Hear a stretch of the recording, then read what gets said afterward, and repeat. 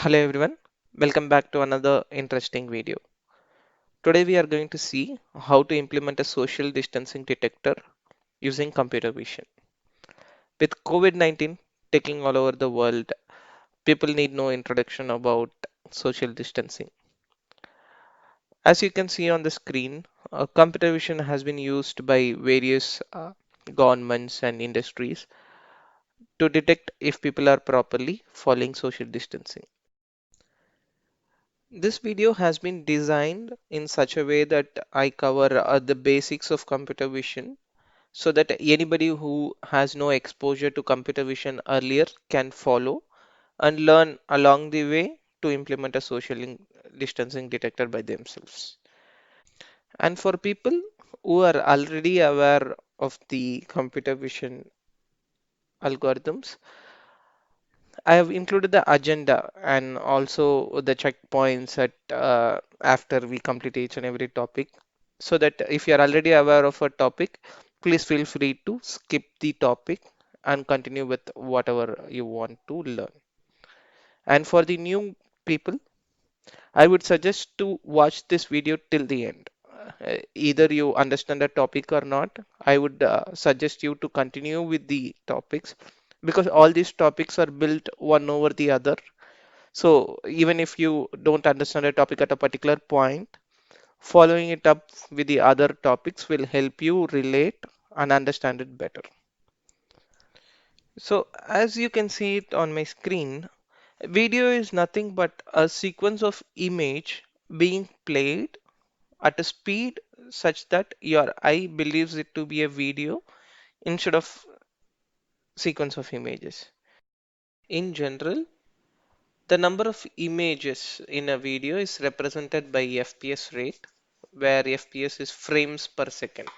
So when we say like 30 FPS, it means like for every second there are 30 images that gets played. So for a 1 minute video, there will be 30 into 60, 1800 images per minute for a 30 FPS video. And other rates that are available are like 50, 60, and 120 FPS. And whatever we are seeing is like an image, but when we process as an image, we are going to consider the pixels because we'll be processing pixel by pixel, right?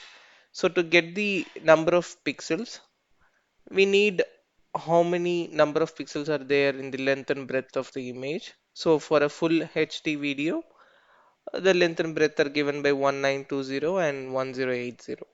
So for a 30 FPS full HD video, we need like 1800 into 1920 into 1080, which gives you the number that you see on the screen.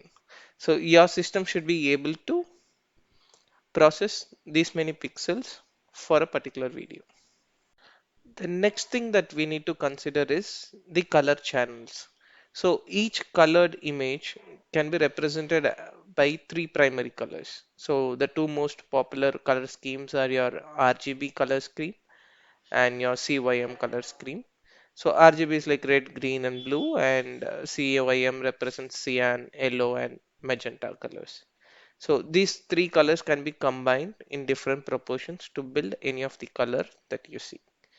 So here in an example, you see the first image is the actual image, and to its right, you see the green channel image where we have extracted only the green component, and at the bottom you see blue, and at the right you see the red. So this is how a color schemed image or the filtered color channels look like. To get a more intuitive picture on how this works, I have included a video as well. So here you can see a grayscale image on top of which they are adding a green chrome layer, then a red chrome layer, and followed by a blue chrome layer. So once all three layers are added, you can see how the picture gets the real colors, including the white color for the scarf of the photo.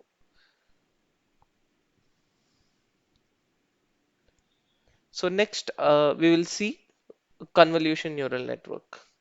So here I'm going to show how the architecture of convolution neural network is. And if you are unable to understand how it actually works, it's perfectly fine. Um, as we progress on the topic, you will get to understand more. So here the first layer is the input layer. and followed by a convolution layer and pooling layer pair. So as you can see, there are two sets of convolution and pooling layer. And in general, a network can be constructed with n number of this combination. So the output of the final layer before feeding into the model is flattened. Flattening is nothing but converting your two-dimensional input into or multi-dimensional input into one layer. Then finally you have the softmax layer at the output, which is nothing but to identify the category. So if, for example, in your input you have 50 categories, then your softmax layer will convert it into 50 different classes. So at the bottom, this image gives you an intuition of how a convolution neural network works.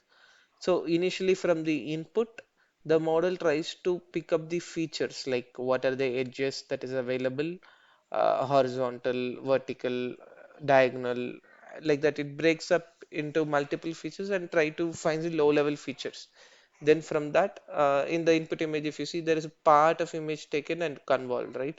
So at each part of the image, it tries to find, say you needs to find a human face. It initially tries to find where is the eyes, how many eyes, how is the ear, nose, everything.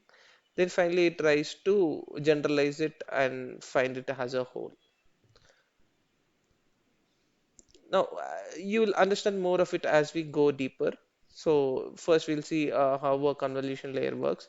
So in this image, if you see, the if I want to find the length of the house, I need to find the horizontal line, right? Similarly, if I want to find where the doors or windows are placed, then I need to find the vertical edges, right? The vertical edges represent doors and windows. The horizontal edges represent the length of the road or the house, like that. So by convolving or identifying these edges, I'll be able to, or the model will be able to understand more about the picture. So in the example here, you see at the top how the vertical edges are extracted, and in the bottom you see how the horizontal edges are extracted. So we will see how each of this convolution works. So for our case, we have taken a simple example. So you see a vertical and horizontal line, then you see a right and left diagonal lines. So if I have to represent it in a matrix, this is how it would look like. So the line is represented by the value 10, and wherever it is empty, it is represented by value 0. Next, to apply the convolution, I need a kernel. Kernel is nothing but a filter that is used to extract the features.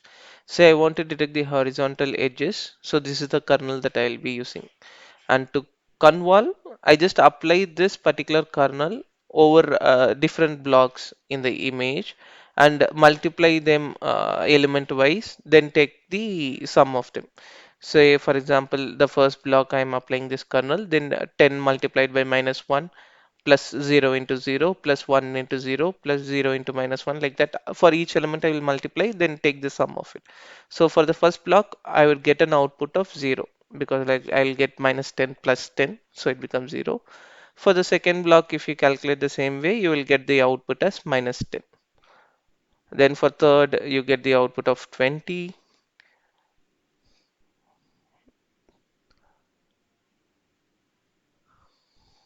Moving on, for 4 you get value 0. Like similarly I keep updating for each element, right? Then I apply it layer by layer. So finally this is the output that you see.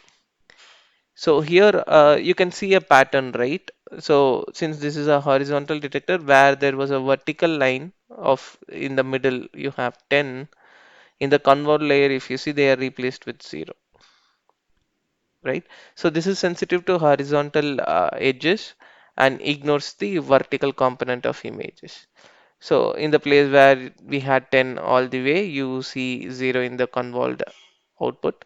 Similarly, like where there was a difference between 0 to 10, you see a strong relationship 20, and where there was a 10 to 0, you see a strong negative value minus 20, right? So similar to this, this is not the only kernel. You can also apply a vertical edge kernel. So this is how the output of a vertical edge kernel would be. So initially you saw the vertical as zeros, right? So here you can see the horizontal lines becoming 0, and where it is becoming 0 to 10 in a horizontal way becomes a plus 20, and where it is becoming from 10 to 0 becomes a minus 20. And you are able to see the pattern, right? Like when you apply vertical detection, like your vertical lines get highlighted, and similarly, like when you do a horizontal, you see the horizontal. So here I have given a comparison. So looking at both the images in parallel may give you a bigger intuition on how this works. So next we see padding.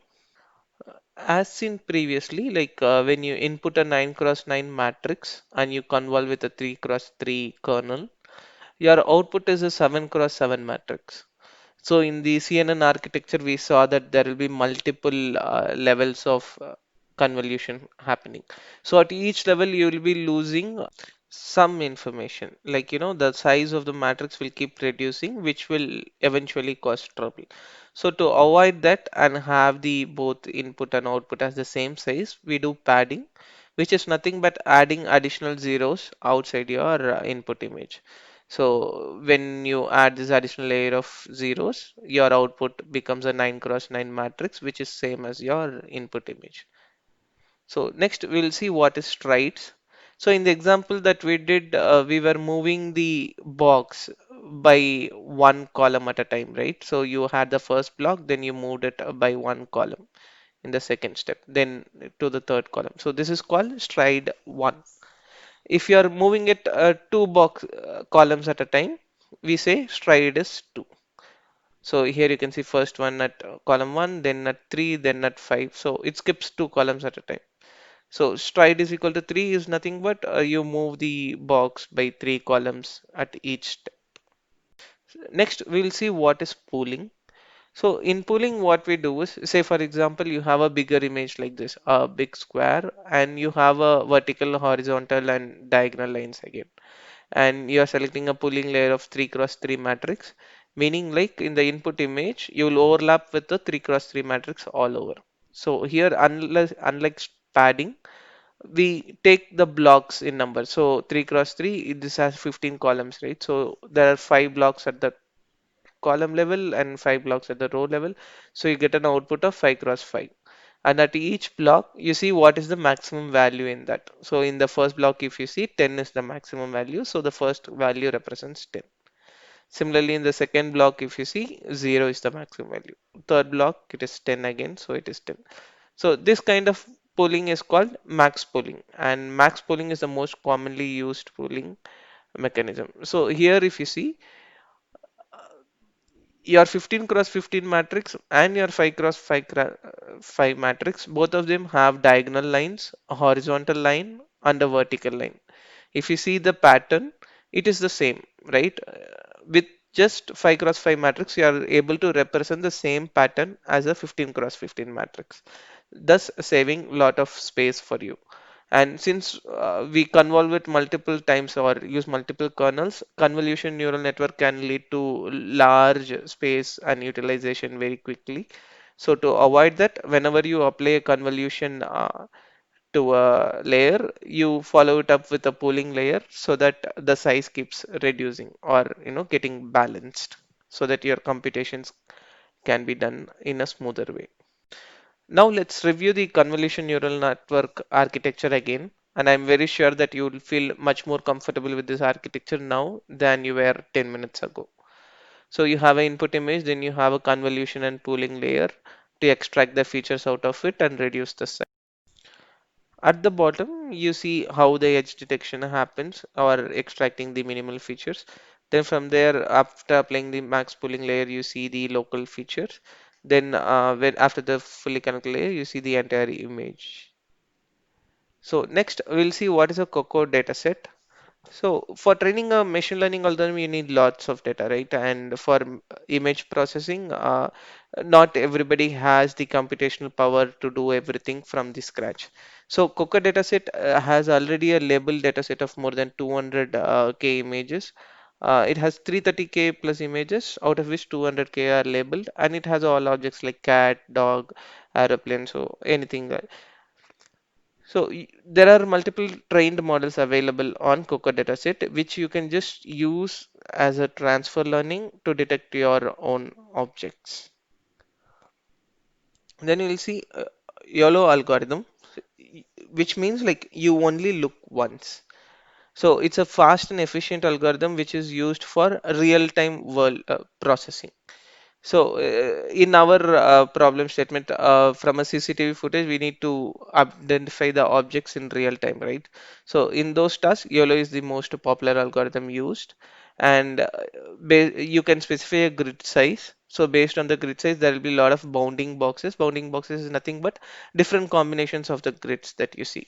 Say you have the smaller grid, that will be considered one bounding box. The bigger one, the bigger one, the bigger one, like that. There are n number of bounding boxes built, and at each bounding box level it tries to predict if there is an object, and if there is an object it tries to find what is the confidence level for that. Then it multiplies the bounding box with the confidence probability, and whichever has the highest prediction, that is taken. Say for example, for this dog, if you just consider this head, it will also be considered detected as a dog, and the bigger bounding box will also be detected as a dog, but the bigger bounding box will have a higher probability, so only that will be finalized as the final bounding box. And threshold can be used for fixing which object should be chosen. Then finally, we get into the social distancing detector. So now you know how object is identified, right? So when you have the bounding box, you try to filter it only with person. So you are not worried about whether there is a dog or a cat or a house in the picture, right? You are worried only about the people. So first you detect the object, then you filter it for the person label. Then you find the centroids. So centroid is nothing but the center of the bounding box. So in each of the bounding box here, you can see a circle at the center, right? So that's your centroid. And difference between centroids of all the objects is calculated. And whenever the distance between two centroids is lesser than a threshold, it means that they have violated the social distancing. So you can see, right? So the distance between each and every individual is calculated, and whenever there is a threshold met, it throws it as an outlier. So next we'll see a quick demo of how this works. So here I have the footage of people walking across the road, and you can see that people who are violating the social distance are highlighted in red, and people who have maintained are highlighted in green. Hope you enjoyed the video. Do subscribe to our channel and don't forget to click on the bell icon to receive updates on new videos. Thank you.